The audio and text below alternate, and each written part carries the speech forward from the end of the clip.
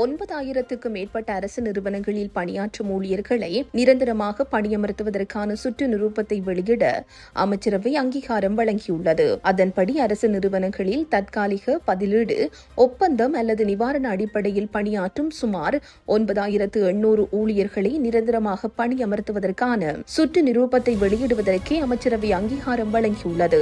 பல்வேறு அரசு திணைக்களங்கள் மற்றும் நிறுவனங்களில் நீண்ட காலமாக நிரந்தர நியமனங்களின்றி பணியாற்றி வந்த சுமார் 9,800 ஊழியர்களுக்கு இதன் மூலம் நிவாரணம் கிடைக்க உள்ளது.